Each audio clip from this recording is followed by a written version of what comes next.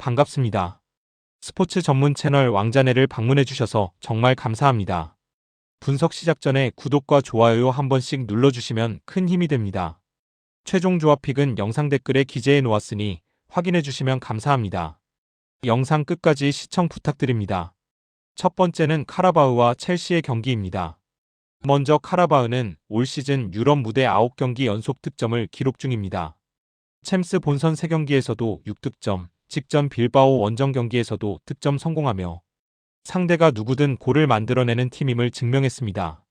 아제르바이잔 리그에서는 수비적인 팀이지만 유럽에서는 전술 성향이 조금 다릅니다. 공격 전개가 상당히 직선적이고 세트피스 역습 상황에서 마무리 능력이 좋습니다. 특히 홈에서의 유럽 경기 파워는 주목할 만합니다. 지난 유로파 리그에서도 홈 4경기 중 3경기 득점, 그리고 이번 챔스에서는 코펜하겐 벤피카를 연달아 제압하며 홈 이점을 강력하게 활용해왔습니다. 첼시 수비가 원정에서 불안한 만큼 카라바흐는 이번 경기에서도 득점 가능성이 매우 높습니다. 첼시는 최근 공식전 7경기 중 6승으로 흐름이 매우 좋습니다. 득점력 또한 완전히 살아나 최근 3경기에서 총 12득점을 기록하며 공격력이 절정에 달해 있습니다. 엔조 마레스카 감독은 볼 점유를 기반으로 한 패스 빌드업 축구를 완성시키고 있으며 에스테바오의 성장도 눈에 띕니다. 최근 8경기 5골로 선발만 준다면 이번 원정에서도 골을 기대할 수 있는 유망주입니다. 문제는 원정 수비력입니다.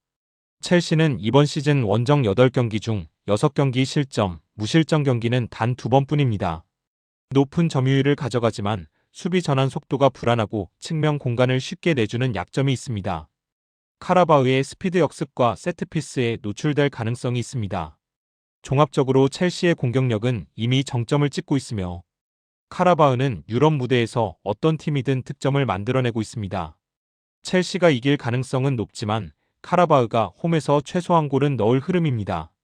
첼시의 스쿼드 뎁스, 결정력, 압박 퀄리티를 고려하면 최종적으로는 첼시의 승리가 유력합니다. 추천픽은 첼시 승입니다. 두 번째는 파포스 FC와 비아레알의 경기입니다. 먼저 파포스는 키프로스 리그에서 우승을 차지하며 챔피언스 리그에 놀라운 입성에 성공했지만 레벨 차이를 크게 체감 중입니다. 3경기 중 2경기 무득점 유럽 무대에서는 공격 전개 속도와 창의성 부족이 크게 드러나고 있습니다.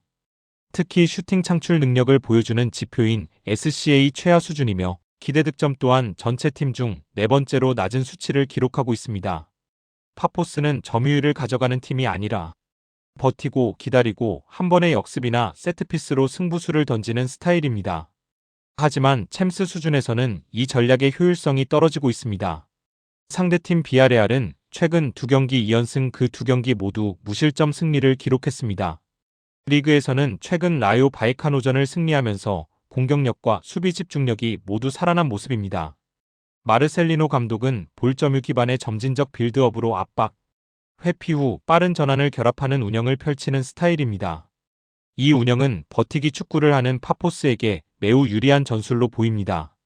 비아레알은 상대를 압도적으로 몰아붙이기보다 볼을 지배하며 안정적으로 2골 3골 차 승리를 만드는 스타일입니다.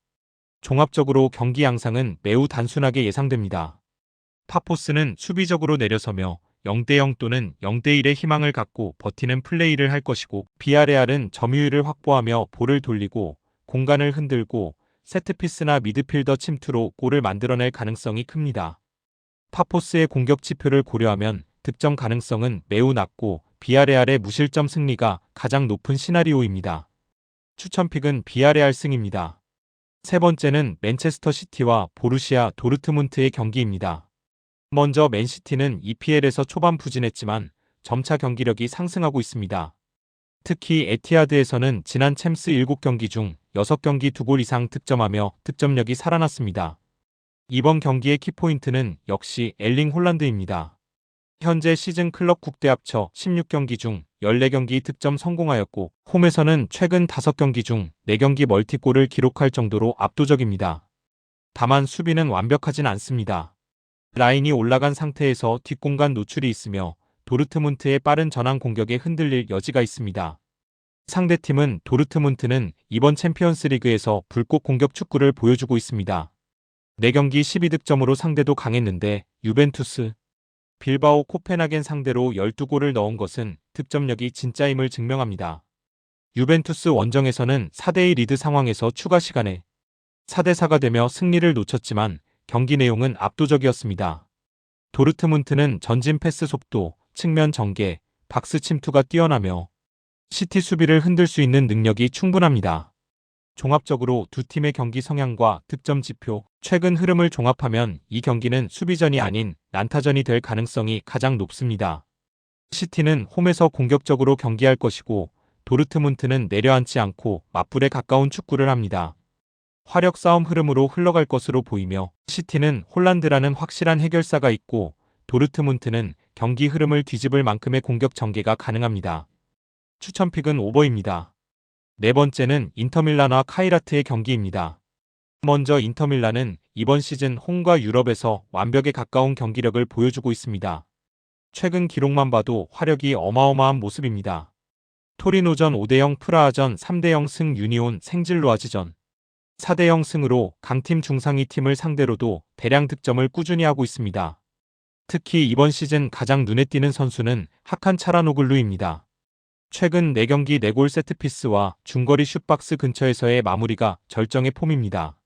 중원 컨트롤과 직접 득점 능력까지 갖춘 핵심 카드입니다. 공격 시 3-5-2 전환 속도가 빠르고 측면 윙백들의 공격 가담이 매우 위력적입니다. 산시로에서는 상대팀 압박을 압도하며 3골은 기본, 4골 이상도 가능한 흐름입니다. 상대 카이랏은 카자흐스탄 리그 우승팀이지만 챔피언스리그 리그 페이지에서 레벨 차이를 크게 느끼고 있습니다. 첫 3경기에서 한 골 승점 1점만 확보. 특히 레알 마드리드전 0대5 홈 대패는 조직력 붕괴와 전술 한계를 보여준 경기였습니다. 문제는 전력 차이뿐만 아니라 경기 리듬과 체력입니다. 카자흐스탄 리그는 시즌이 끝난 상태라 최근 주말 공식 경기도 없었고 경기 감각이 떨어진 상태입니다. 이런 상황에서 인터밀란의 높은 템포를 90분 버티기는 사실상 불가능에 가깝습니다. 카이랏은 수비 라인이 느리고 압박을 버티지 못해 중원에서 공 소유가 거의 안 되고 있습니다. 따라서 인터밀란에게 공을 내주고 수비 박스 앞에서 라인을 내리고 버티는 전략 외에 선택지가 없습니다. 종합적으로 이 경기는 전술 완성도, 선수 퀄리티, 폼, 체력 모든 면에서 인터밀란 우위입니다. 카이랏은 수비적으로 버티고 세트피스를 노릴 것이지만 산시로 원정에서 버티기는 어려운 구조입니다. 추천픽은 인터밀란 핸디승입니다. 다섯 번째는 벤피카와 레버쿠젠의 경기입니다. 먼저 벤피카는 이번 시즌 챔피언스리그에서 완전히 기대 이하의 경기력을 보여주고 있습니다.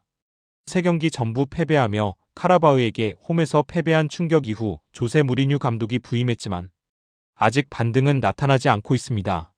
무리뉴답게 수비 조직력부터 재정비 중이지만 챔스 레벨의 강팀을 상대로는 아직 완성도가 부족합니다. 다만 최근 포르투갈 리그에서는 3경기 연속 무실점 승리를 기록하며 조직력이 조금씩 살아나는 모습을 보이고는 있습니다.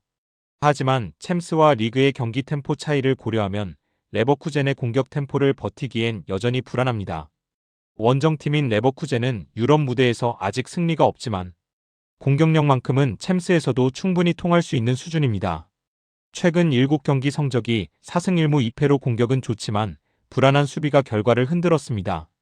레버쿠젠의 가장 주목할 만한 자원은 알렉스 그리말도로 현재 시즌 13경기에서 7골 4도움을 기록 중이며 오른쪽 미드필더 윙어가 아닌 공격형 미드필더로 전진 배치된 이후 폭발적으로 득점 관여가 증가했습니다. 공격은 좋지만 수비는 불안한 편으로 PSG에게 2대7로 대패한 점, 리그에서도 종종 집중력 붕괴가 나오는 점은 위험 요소입니다. 종합적으로 벤피카가 홈에서 쉽게 무너지지는 않겠지만 현재 챔스 레벨의 상대를 상대하기엔 경기 템포와 공격 전개가 너무 느립니다. 레버쿠젠은 원정에서도 충분히 득점할 수 있는 능력이 있고 그리말도의 폼과 슈크 복귀는 공격에 큰 플러스입니다. 다만 레버쿠젠은 수비가 불안해 승리 쪽으로 예측하기에는 리스크가 있습니다. 추천픽은 무승부입니다. 여섯 번째는 브리어와 바르셀로나의 경기입니다. 먼저 브리어는 벨기에 리그 강팀으로 챔스에서도 홈에서는 적극적으로 라인을 끌어올리는 팀입니다. 최근 챔스 포함 6경기 중 4경기 양팀 득점으로 공격에서 한방이 있는 팀이며 홈에서는 경기 템포가 빨라지며 측면 공간 공략과 세컨볼 장악이 좋아집니다. 직전 리그 경기에서도 29분 만에 2대 0을 만들며 공격 전개 속도와 압박 전환이 인상적이었습니다. 바르셀로나가 최근 9경기 연속 실점 중이기 때문에 브리어 입장에서는 주눅들 이유가 없고 오히려 선제 공격과 압박 후 역이라는 적극적인 플랜으로 나설 가능성이 큽니다. 원정팀인 바르샤는 이번 시즌 넣고 먹히는 축구의 전형입니다. 최근 전 대회 9경기 연속 실점, 라리가에서도 6경기 연속 실점으로 핫한 공격력과 달리 수비 조직력이 흔들리고 있습니다. 핵심 센터백인 아라우오가 벤치에서 급하게 투입될 정도로 플릭 감독은 아직 안정적인 수비 조합을 찾지 못하고 있습니다. 특히 뒷공간 커버와 측면 수비가 흔들리며 중박약체 팀에게도 찬스를 허용하는 모습이 자주 나옵니다. 하지만 공격은 라민 야말과 마커스 레시포드 조합은 스피드, 돌파, 마무리에서 상호 보완이 잘 되고 있습니다.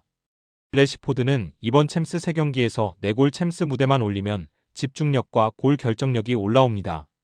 여기에 다니 올모 레반도프스키가 복귀하며 스쿼드 깊이까지 완성되고 있어 브리어 수비를 흔들 화력은 충분합니다. 종합적으로 정리하자면 브리어는 홈에서 바르사를 상대로 움츠리지 않을 것이고 바르사는 실점하더라도 공격력으로 해결할 가능성이 높은 팀입니다. 양팀 모두 적극적으로 공격인 흐름을 보일 것으로 보이며 브리어 역시 홈 강점을 살리면서 충분히 득점을 낼 수 있을 것으로 보입니다. 추천픽은 오버입니다. 7번째는 아약스와 갈라타사라이의 경기입니다. 먼저 아약스는 과거의 영광과 달리 현재는 조직력 붕괴, 리더십 부재, 결정력 부족에 시달리고 있습니다. 헤이렌벤전에서 경기 주도권을 잡고도 마무리 부족으로 승점 3점을 놓칠 뻔했고 경기 후반에는 상대에게 흐름을 내주며 불안한 모습도 보였습니다. 문제는 경기장 내 리더 부재입니다. 중원과 공격에서의 의사결정이 느리고 마지막 패스와 슈팅 선택이 계속 잘못되면서 득점 기회를 낭비하는 장면이 반복되고 있습니다. 하지만 득점력 자체가 없는 팀은 아니며 수비가 불안하기 때문에 라인을 내리는 것이 아니라 오히려 공격적으로 나서며 경기를 오픈시키는 스타일입니다. 원정팀인 갈라타사라이는 이번 시즌 출발이 매우 좋았습니다. 유럽 무대에서도 공격력이 강력하며 최근 13경기 중 무려 11경기, 양팀 득점과 오버 흐름의 경기력을 보여주고 있습니다. 하지만 한 가지 중요한 포인트는 원정과 홈 경기력의 차이가 극명하다는 점입니다. 최근 유럽 원정 6경기 0승이지만 반면 홈에서는 리버풀과 보데글림트 등을 제압했을 정도로 강했습니다. 이번 경기의 핵심 공격 카드는 빅터 오시멘으로 유럽 대회 7경기 연속 득점, 작년 아약스전에서도 득점했던 바 있는 확실한 해결사입니다.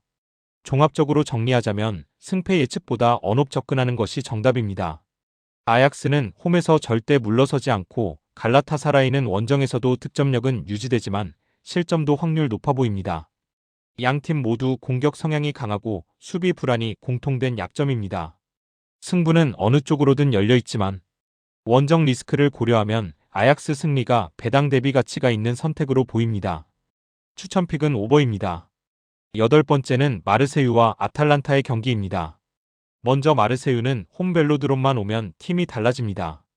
최근 홈 유럽 경기 7경기 중 6경기 승리하였고 8경기 연속 무패 기록을 이어가고 있습니다. 홈일 때의 경기 템포 압박 강도 팬들의 열기는 상대에게 엄청난 압박감을 주는 요소입니다. 공격력 역시 폭발적입니다.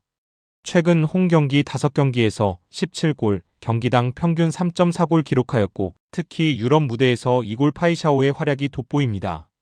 챔스 2경기 선발과 1경기 교체 출전에 3골을 기록하며 유럽 무대에서 골 감각이 매우 뜨겁습니다.